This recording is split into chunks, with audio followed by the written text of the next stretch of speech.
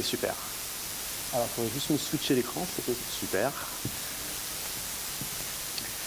Donc, bonjour à tous. Merci d'être venus pour cette conférence sur les applications monolithiques, qui ne sont pas forcément automatiques.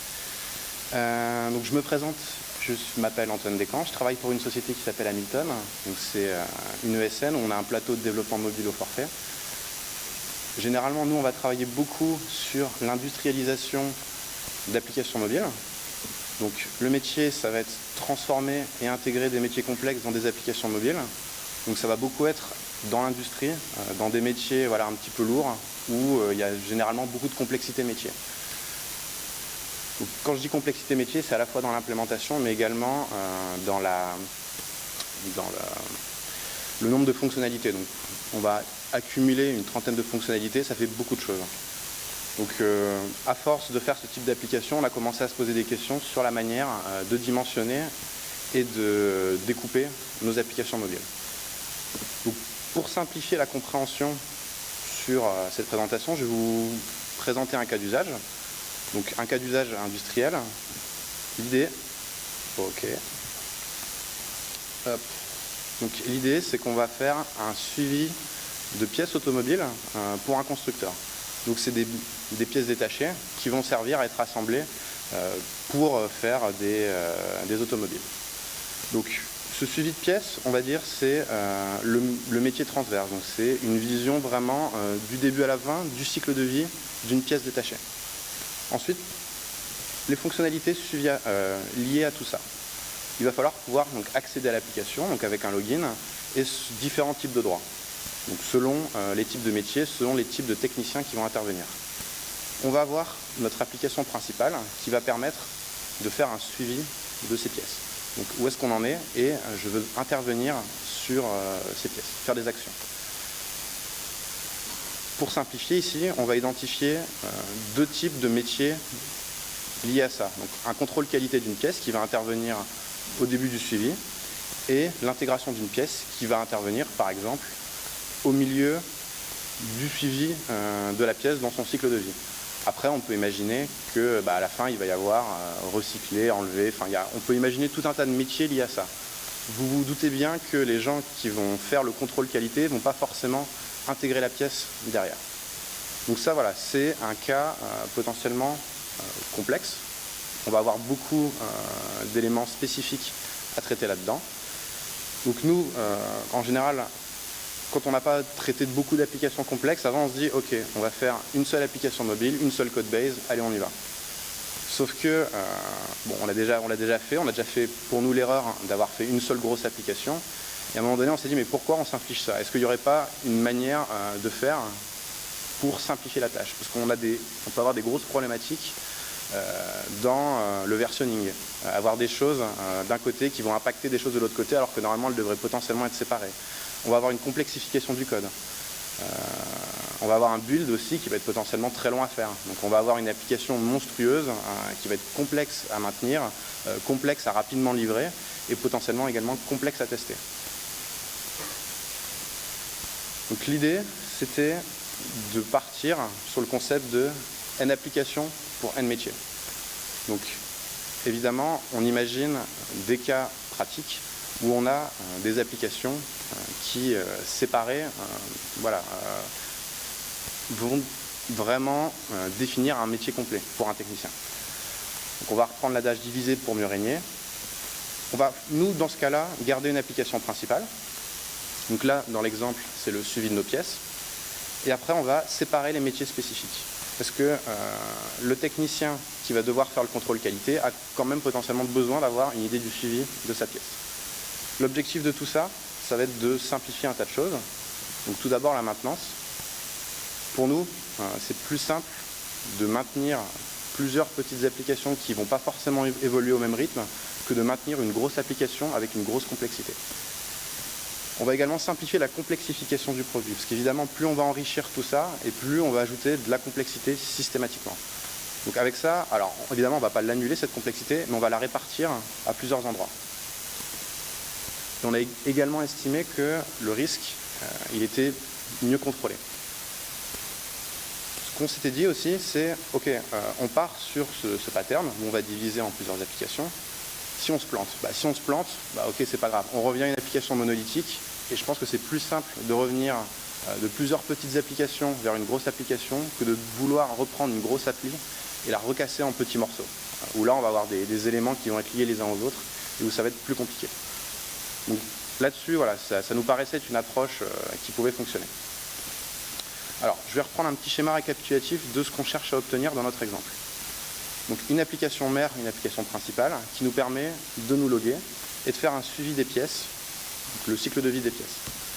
Ensuite, on va avoir une première application fille qui permet de faire le contrôle qualité d'une pièce en particulier. Donc là, on fait plus le suivi global. Et on va avoir un workflow métier spécifique pour ce métier-là.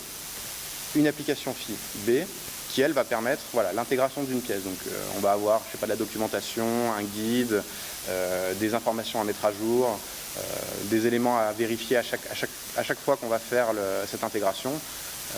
Et l'application fille B et l'application fille A n'ont rien à voir, elles n'ont aucune page en commun, si ce n'est potentiellement la page de login. Donc au milieu de tout ça, on va avoir des données qui vont être partagées. Ici, ça va être les informations sur les pièces, tout simplement. Et il faut que nos applications puissent accéder à ces données. Et ensuite, pour aller encore plus loin, il faudrait que ces applications puissent communiquer avec l'application mère. Nous, l'objectif, il est multiple. C'est à la fois pouvoir partager des données, mais également, à partir d'une application, de facilement partir sur une autre application de manière transparente. Donc à la fois, par exemple, dans votre suivi de vos pièces, vous dire, ok, je veux effectuer un contrôle qualité sur cette pièce, je bascule sur mon application fille A. Ou je veux faire l'intégration d'une pièce, je bascule sur mon application fille B. Et là où ça peut être encore plus puissant, c'est sur la notion de login utilisateur. L'objectif, c'est, j'ai ma page de login et tous mes traitements de login, donc chiffrement de mot de passe, etc., qui se trouvent dans l'application mère.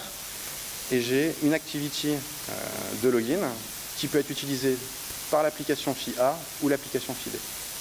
Donc ça, je rentrerai plus en détail dans l'implémentation technique. Donc nos critères d'acceptation, pour se dire ok, c'est une solution qui nous convient, c'est de se dire ok, donc notre page de login, elle va vraiment être unique, on ne va pas la recoder, on va forcément la réutiliser. Donc là j'ai donné un exemple de 2 applications filles, on peut en avoir une infinité. Il faut donc que certaines données puissent être partagées entre les applications. Donc, quand je dis partager, c'est consulter, ajouter, modifier, supprimer. Enfin voilà, il y a toutes les opérations crudes potentiellement qu'on aimerait appliquer sur ces données.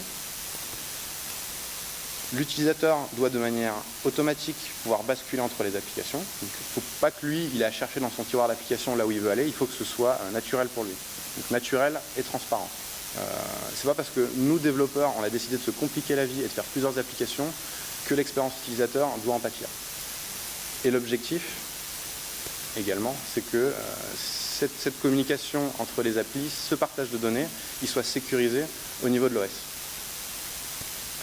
Alors, les solutions techniques. Donc, on a fait petites études sur les éléments qui pouvaient exister pour arriver à ce but-là. Donc, je ne suis pas sûr qu'on ait tout balayé, mais en tout cas, très vite, on s'est fixé sur une solution. D'abord, on a pensé à l'Account Manager, qui est présent depuis l'API 5. Donc, c'est une solution clé en main pour gérer toute la partie authentification, gestion du compte. Ça permet d'avoir un token, de lancer des activités, etc. C'est plutôt bien fichu, mais pour nous, malheureusement, c'était encore trop limité par rapport à tout ce qu'on avait besoin de faire. Et surtout, dans la manière dont on imaginait l'application évoluer plus tard. L'idée, c'était après de regarder du côté du Content Provider Resolver, donc qui est présent depuis l'API 1. L'idée avec le Content Provider et un Content Resolver, c'est que vous pouvez partager une base de données, vous pouvez partager des fichiers, et finalement, on a assez peu de limitations. C'est assez ouvert, c'est juste votre implémentation technique après qui va être un facteur limitant ou non. Et l'autre solution technique qui a été retenue, c'est tout simplement le système d'intente dans Android, donc API 1 également, qui nous permet de faire de la communication, gérer des retours avec l'Activity for Result et de transmettre des données.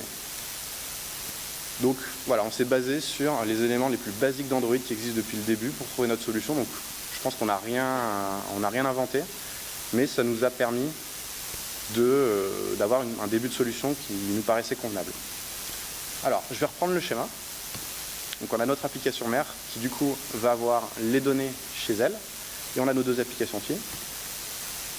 Donc nos données seront exposées par ce qu'on appelle un content provider,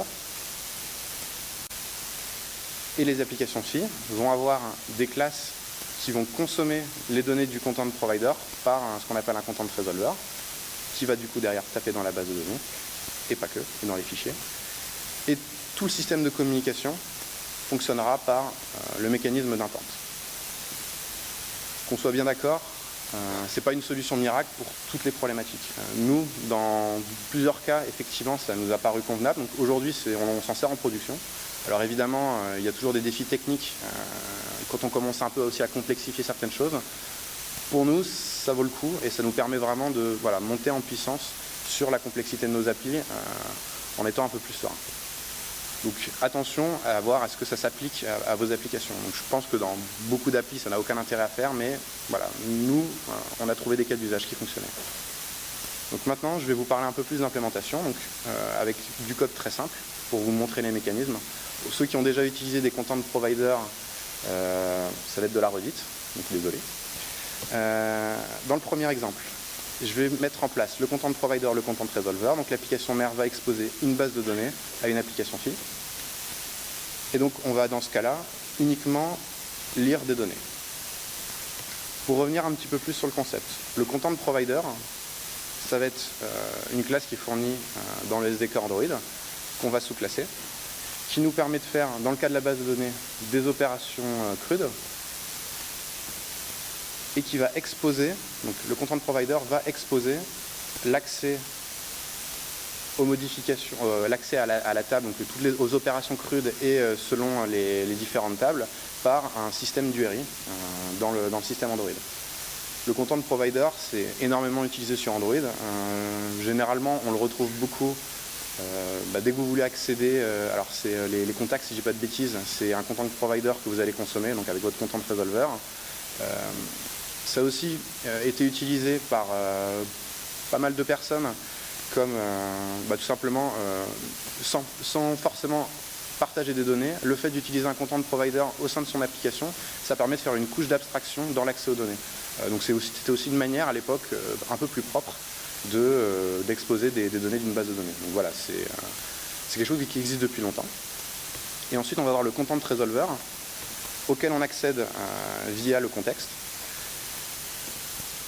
Et on a également des objets spécifiques qu'on peut utiliser qui fonctionnent comme un content resolver, donc notamment un cursor loader, vous verrez dans l'implémentation, qui encapsule beaucoup d'opérations et qui permet de simplifier l'utilisation d'un content provider.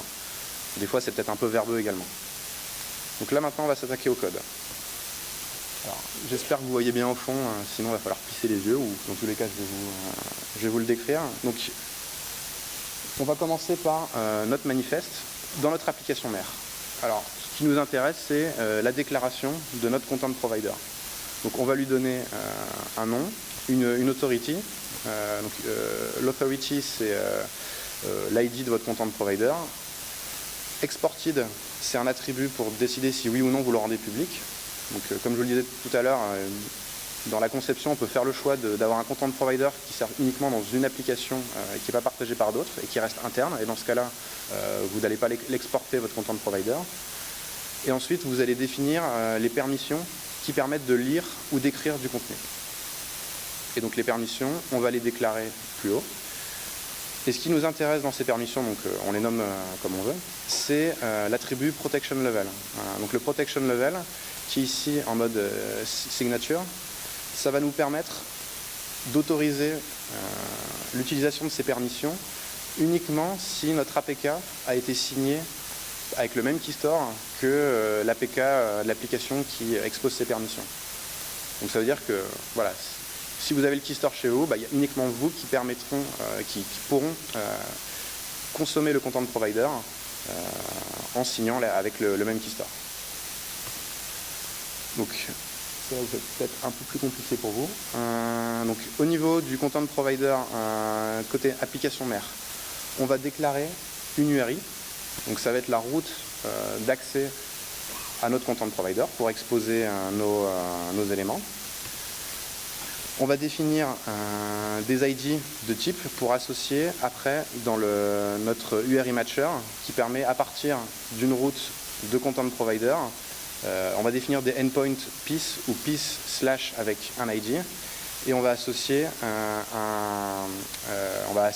du coup notre static final entier qui correspond à notre endpoint.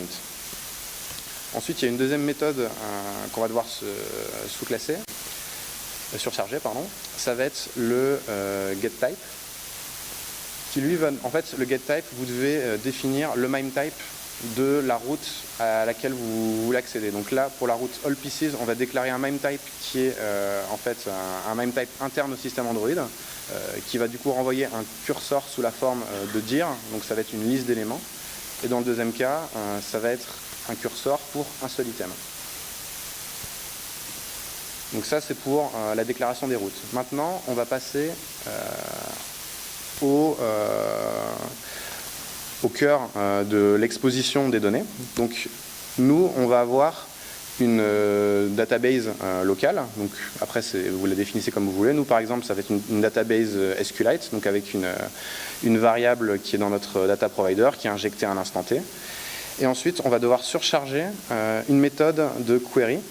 Donc la query, c'est lecture des données.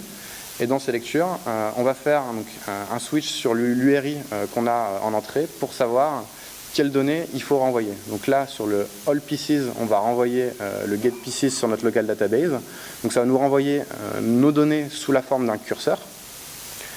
Et après, notre deuxième cas, ça va être pour un item en particulier. À partir de l'URI qu'on a en entrée, on va faire un getPassSegment pour récupérer l'ID de l'item que l'on veut récupérer. On le met dans une string. Et à partir de là, on appelle notre local database et on va faire l'opération de récupération de l'item sous la forme d'un curseur également. Il faut surcharger les 4 opérations crudes. Et ce qu'on peut faire, par exemple pour la delete, on va décider, bon bah ok, moi je veux pas supporter cette opération, donc je peux balancer une exception derrière. Donc ça c'est un cas que vous pouvez faire. Donc là c'est le content provider côté application mère. Ensuite, au niveau de l'application FI, donc au niveau du XML, c'est relativement simple. Vous allez tout simplement avoir la déclaration des permissions. Et ensuite, dans l'implémentation, on retrouve une classe Java où on va définir, bon là le code n'est pas forcément propre, mais voilà, on va définir les URI que l'on désire appeler pour récupérer nos données. Ensuite, là on va avoir la méthode pour aller récupérer l'ensemble des pièces détachées. Donc là on va utiliser un cursor loader qu'on va initialiser avec le contexte, avec l'URI, et ça va nous renvoyer un cursor loader initialisé, et dessus on peut faire un appel à la méthode loadInBackground. Donc le cursor loader, c'est une classe qui facilite l'utilisation des content providers avec les cursors. Parce qu'en fait derrière c'est une sous-classe d'AsyncTask, donc c'est toute une implémentation qui a été faite, mais derrière vous pouvez du coup c'est asynchrone, vous pouvez faire votre propre implémentation, vous faites un getContext et vous pouvez faire l'opération pour aller récupérer le curseur qui contiendra toutes les données. Mais dans ce cas-là, c'est à vous de gérer l'asynchrone. Et dans notre deuxième exemple, donc par exemple, on va définir, donc on connaît le nom des colonnes de notre curseur, donc on va récupérer de la même manière avec un cursor loader les informations, et potentiellement, bah voilà, là on peut, à partir du curseur, extraire les informations et renvoyer un objet de type piece. Donc ça, c'est le cas simple où on va exposer des données qu'on peut récupérer ou qu'on peut potentiellement modifier. Donc un exemple, le deuxième exemple qui va être un peu plus concret par rapport à ce que je vous ai dit tout à l'heure, c'est comment on va faire le login unique. Donc cette fois-ci, dans notre application mère, on va avoir deux choses. On va exposer une base de données et un fichier. Donc dans le login unique, on va avoir l'écran dans l'application mère, et l'objectif, c'est de transporter la session utilisateur dans les deux applications. Et donc, on va lire les données de session. Alors, la policy en fait de session dans un fichier statique qui est exposé par content provider. Donc, nous, on va également sauvegarder les données de session dans une table dans notre base de données. Donc, l'idée, c'est que voilà, on va avoir un ID, un rôle. Comme ça, nos applications connaîtront le rôle et elles pourront limiter l'accès de l'utilisateur à certaines actions. Et on va également, alors c'est ça qui va être intéressant, c'est on va enregistrer un timestamp qui correspond à la dernière action qui était faite dans la session.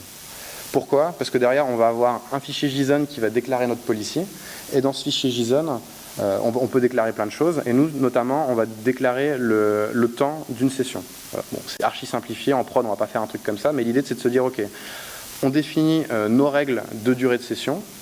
On enregistre nos informations de session dans notre base de données. Et après, on va exploiter ces données.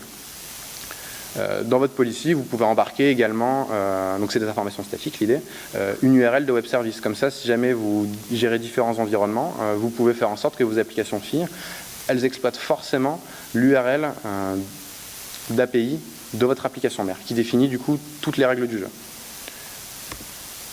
Alors, donc nous, on va exposer une policy sous la forme d'un fichier, une session depuis une table dans la base de données. Donc le scénario, c'est depuis mon application FI, je veux lancer l'application pour la première fois. Donc j'ai une demande de login. Ça va me lancer un intent pour afficher l'activity login qui est comprise dans l'application mère. Ensuite, j'ai l'activity login qui s'affiche depuis l'application mère. Mais au-dessus de l'application FI, en fait, je ne m'en rends pas compte en tant qu'utilisateur. Donc l'utilisateur va se loguer. Et une fois qu'il se logue, l'application mère, dans sa base de données, elle va enregistrer le fait qu'il y ait une session active. Donc elle va mettre à jour le timestamp et mettre à jour les informations de session active. Et après, elle va finir son action en appelant le onActivityResult pour qu'on revienne automatiquement dans l'application FI qui avait demandé le login initialement. Donc retour sur l'application FI. On va charger le fichier de policy pour savoir quelles sont du coup les règles de session. Et on va lire les données de session actives dans la base de données. Et grâce à ces deux informations, on sait que j'ai une session qui a été faite à un timestamp à une date donnée.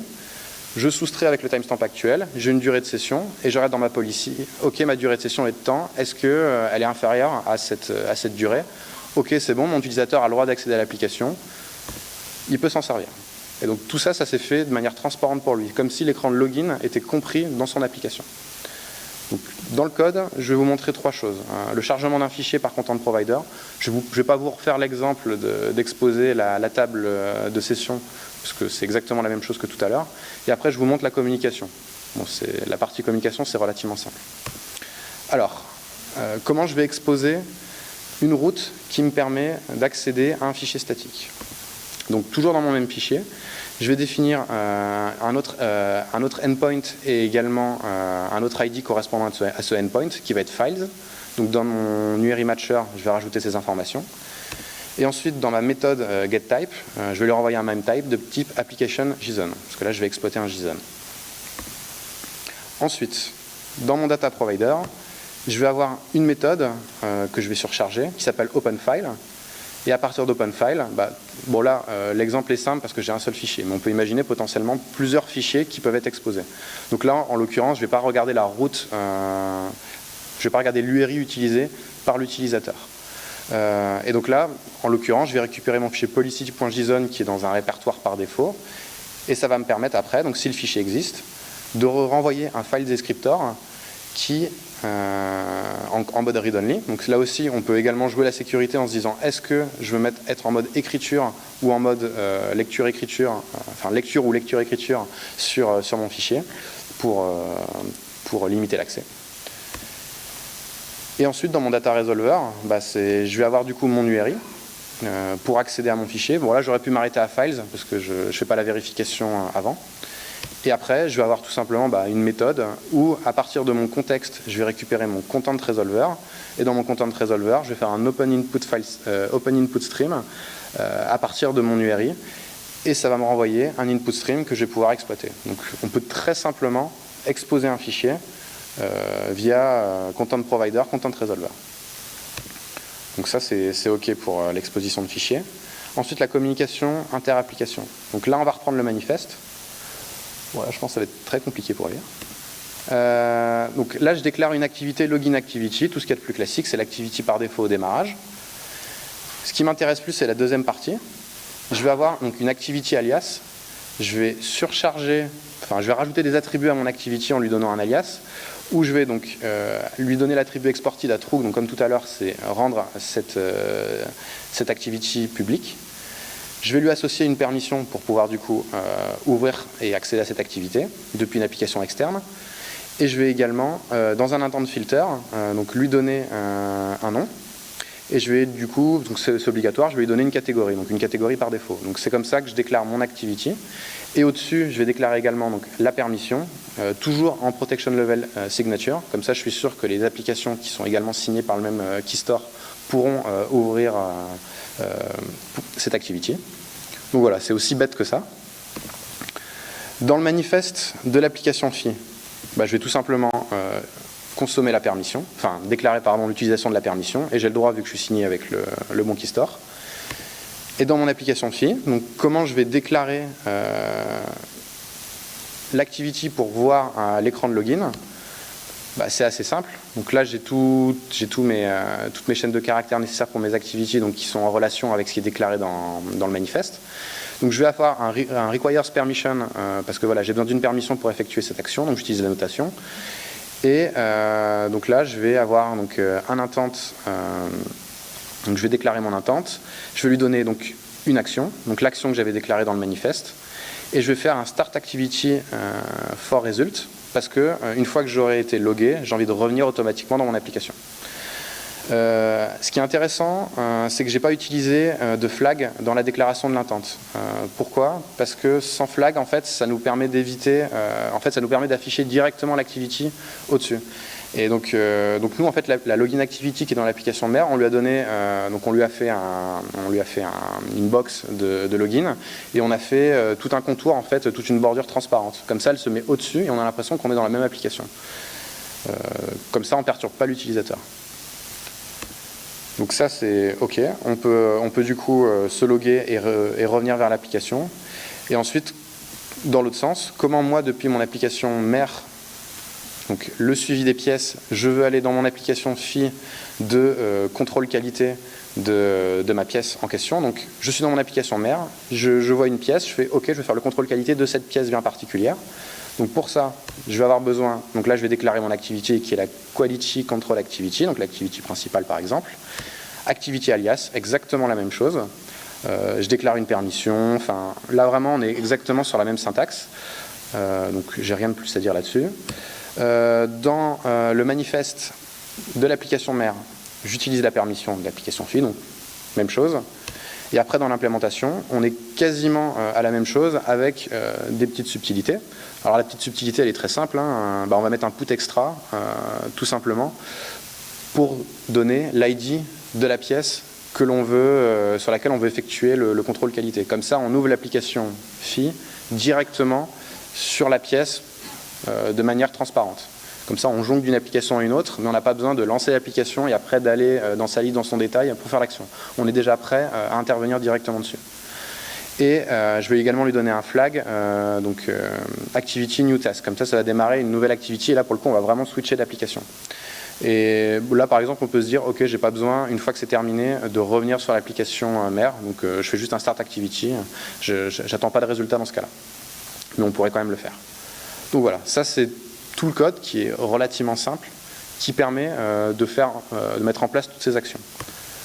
Les possibilités aujourd'hui, c'est je peux me loguer depuis mon application mère, je peux me loguer depuis mon application FI. En fait, ça n'a aucune importance, puisque la perte de session et de demande de login, en fait, elle va se faire dans les deux de manière complètement transparente, vu qu'on partage des données et vu qu'on déclare un fichier de policy sur notre application.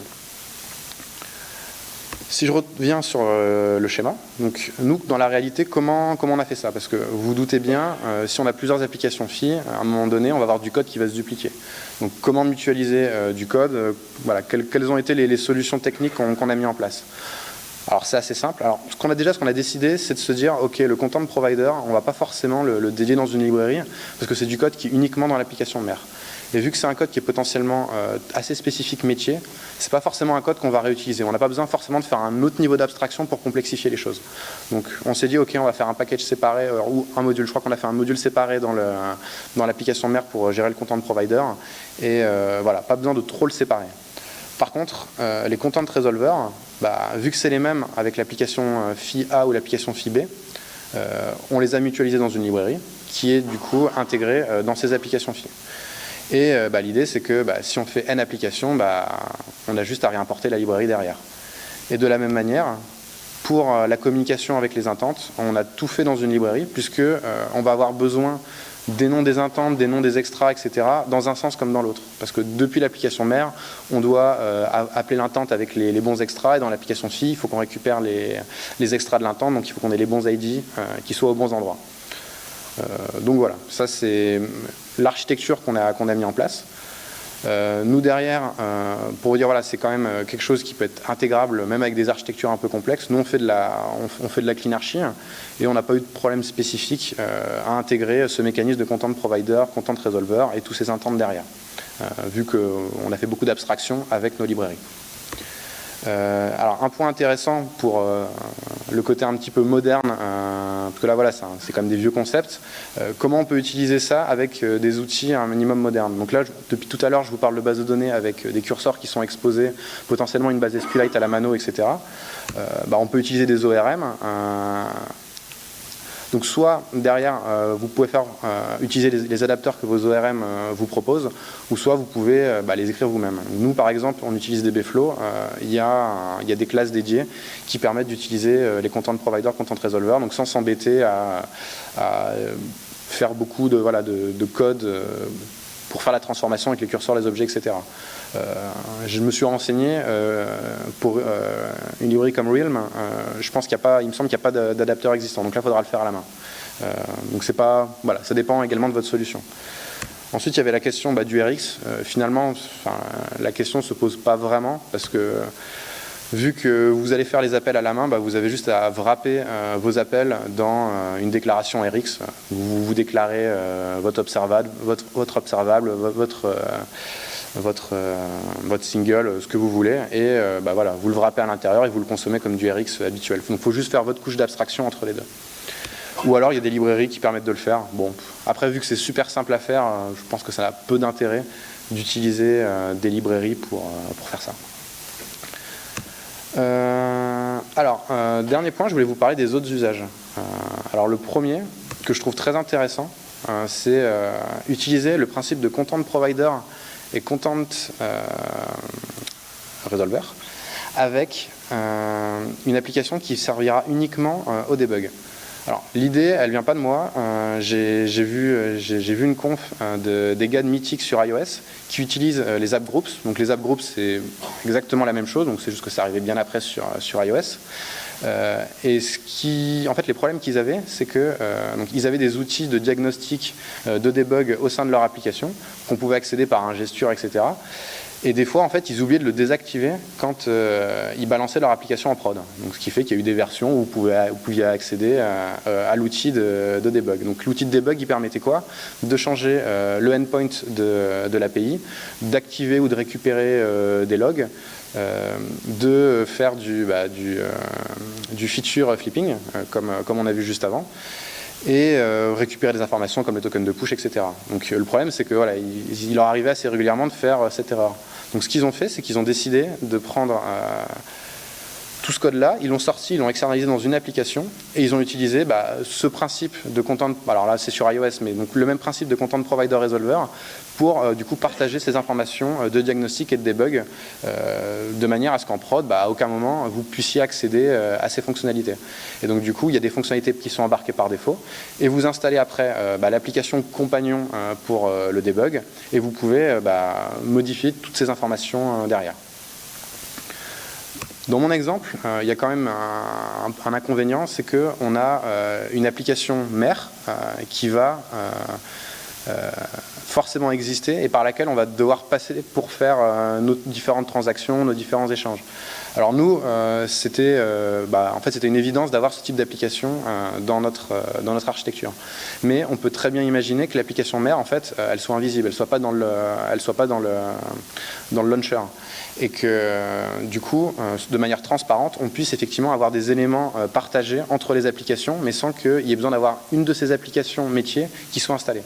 Donc là, je parle vraiment sur des usages un peu plus B2B, sur des problématiques potentiellement Indus, où forcément pour ce type de solution, on parle de beaucoup de métiers, beaucoup de devices, donc c'est un truc qui sera administrable par MDM, parce qu'on ne va pas demander à un utilisateur d'installer des applications qui vont pas être utilisées. Donc là, il y a une application qui est déployée sur MDM de manière transparente, et dedans, vous avez des activities, vous avez des données qui peuvent être récupérées par toutes les applications FI. Donc voilà, ça c'est un autre type d'usage qu'on peut avoir. Et puis après c'est à vous d'imaginer tout ce qu'on peut faire avec. Nous on est vraiment parti de notre problématique, on l'a appliqué. Jusqu'à présent ça fonctionne plutôt pas mal. Et on va continuer aussi à explorer, voir les limites. Je vous cache pas que des fois effectivement l'implémentation peut être un peu lourde. Vous savez comme moi que des fois les intentes, ça réagit un peu bizarrement, surtout sur les résultats, le switch, gestion des cycles de vie, etc. Donc on essaie encore aussi de régler ces problèmes. Mais voilà, l'idée de se dire qu'on peut complètement séparer, ne serait-ce que le travail de développement sur des projets bien séparés qui effectivement œuvrent pour toute une société ou pour tout un ensemble de métiers, mais se dire ok, on peut bien le subdiviser dans des petites équipes de développement sans que le travail des uns puisse avoir un impact sur celui des autres. Pour nous, c'est vraiment un avantage, parce que entre avoir 10 développeurs qui travaillent sur la même application et 3 développeurs qui travaillent sur 3 applications différentes, plus un, on va dire, qui fait du transverse, c'est quand même un sacré confort qu'on peut avoir dans le développement. Voilà, merci de votre attention.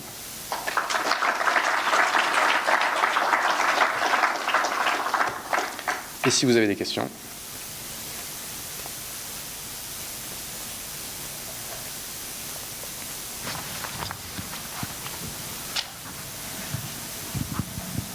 Merci pour le talk.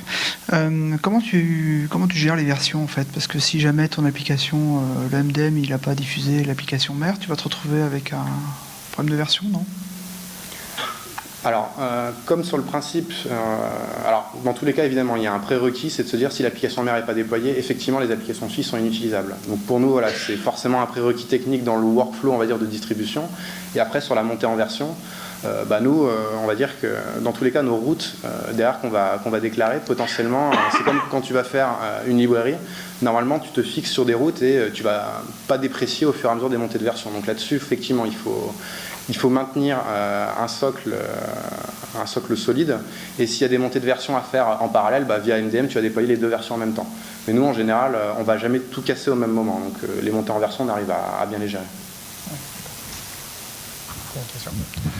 Bonjour, merci. Moi, je voulais savoir, est-ce que vous sauriez si c'est difficile de passer dans ce mode-là en partant d'une application où on n'a pas forcément tout encapsulé en activité? Parce que j'imagine du coup que le partage d'écran, on est obligé d'avoir notre activité qui contient uniquement ce qu'on a envie d'exposer à l'activité FI. C'est-à-dire, par exemple, si imaginons que notre login comprend aussi des cases à cocher d'habilitation, d'autres choses comme ça, jusqu'à obliger de refacto complètement mon login pour le faire contenir que le login dans une seule activity. Du coup, oui, forcément, il faudra bien séparer les éléments pour qu'ils soient juste à un endroit, et que... je pense que tu n'as pas le choix vraiment de devoir isoler le code à ce niveau-là. Et du coup, j'ai une autre question. Est-ce que du coup, à l'intérieur de l'application, vous communiquez aussi en intent, du coup, du fait que vous communiquez à l'extérieur en intent aussi? Non, là-dessus, on est resté sur des trucs classiques pour l'instant. Il y a quand même de la complexité à apporter. Donc là, effectivement, les exemples sont simples. On peut se dire, ok, ça peut passer tout seul.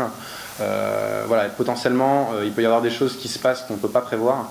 Donc nous, on essaie vraiment de le limiter au maximum. Et du coup, ça apporte aussi une manière de faire où il faut qu'on soit capable, dans nos applications filles ou applications mères, de gérer du coup les imprévus, de se dire ok, ma communication s'est peut-être mal passée, comment je retourne dans un état à peu près stable et de ne jamais se retrouver dans des états instables dans nos applications. Donc ça c'est également un défi supplémentaire à prendre en compte. Ok, merci. Bonjour, merci pour le talk. Des petites questions, là c'est un exemple industriel où toutes les applications ont déjà été installées sur les devices des utilisateurs, mais si les utilisateurs sont des clients lambda, entre guillemets, comment vous faites le fait que l'application ne serait potentiellement pas téléchargée à l'avance et niveau UI, dans les menus, la gestion des menus, etc. Niveau workflow, comment vous pensez gérer ça ou comment vous avez géré ça? Alors déjà, moi je pense pas que ce soit forcément un cas d'usage à faire sur une application grand public. Je pense que moi en tout cas dans le cadre du B2B, ça me paraît adapté. Après, j'ai quand même réfléchi à comment on pourrait faire pour ces cas-là. La méthode la plus bête, c'est de se dire ok, moi comme j'ai une dépendance forte, en fait je ne peux pas fonctionner sans une application de données, au démarrage je fais un check, est-ce que l'application est installée, donc on peut regarder est-ce que j'ai une application qui me permet de faire ça, c'est pas le cas, sinon je donne un lien pour le télécharger en disant je pourrais pas m'en servir tant que j'aurais pas cette application installée. Ok. Et niveau menu, pour la gestion du workflow de l'application, quand je fais un back, etc., je ne sais pas si c'est facilement gérable le fait de switcher d'une application à une autre et d'avoir toujours un workflow cohérent, on va dire. On y arrive.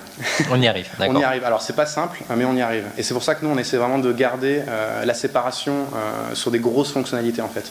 Quand on sort de l'application, on va vraiment dans un métier différent.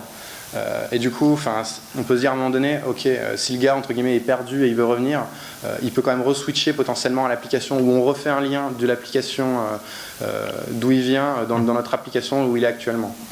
En fait, on peut toujours trouver des petits mécanismes pour lui permettre de retrouver ses petits. Mais il faut se dire, voilà, potentiellement, on met quand même en place un mécanisme compliqué, donc il faut bien réfléchir à tout ce qu'on va faire, parce que comme je disais tout à l'heure, en fait, c'est pas parce que nous on va faire un choix technique assez lourd en tant que développeur qu'il faut que l'utilisateur en pâtisse derrière. Et juste une petite dernière question technique, est-ce qu'il y a moyen d'implémenter ça sans base de données? Là, vous parlez tout le temps de base de données, d'accéder aux infos via la base de données. Est-ce qu'il y a moyen si par exemple on utilise un modèle ou un singleton avec différentes infos dans le modèle, il va falloir splitter ces infos-là, donc ça va être un peu compliqué. Nous, soit on passe par en fait, derrière, tu peux exposer des curseurs, en fait. Donc, toi, tu pourrais générer un curseur sans te baser sur une base de données à le faire à la main. Donc, okay. Tu pourrais faire à peu près avec tout ce que tu veux. Sinon, tu peux passer par du fichier. Okay. Merci.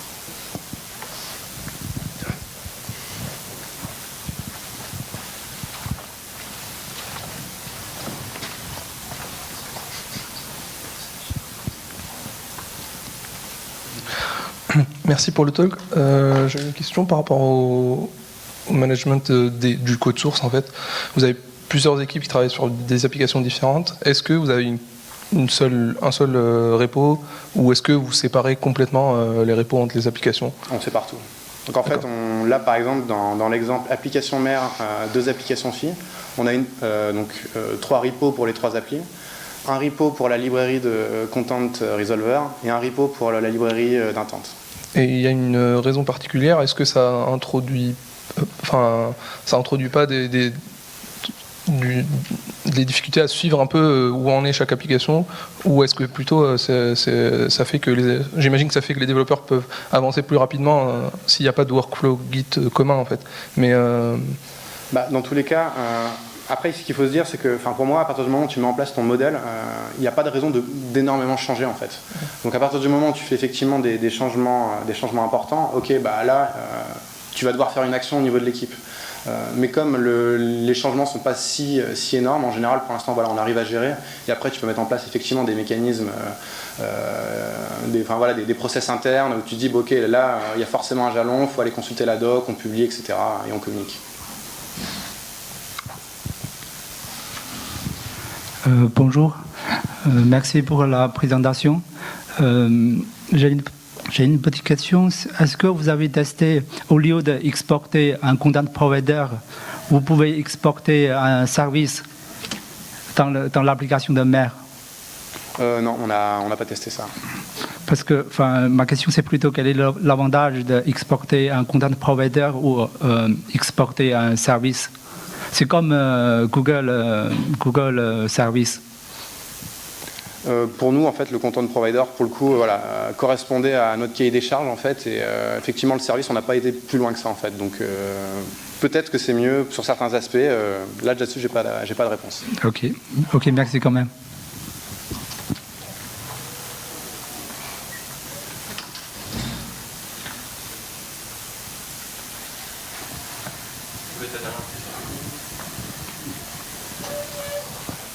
Pardon.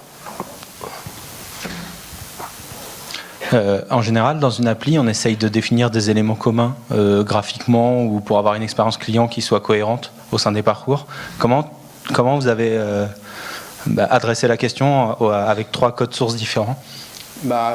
Toute la partie ergonomie design est forcément commune, en fait. On travaille avec la même personne et donc le look and feel, tout est transverse, en fait. Donc elles ont la même identité, elles ont les mêmes couleurs, même picto, etc. Donc il y a beaucoup de partage là-dessus.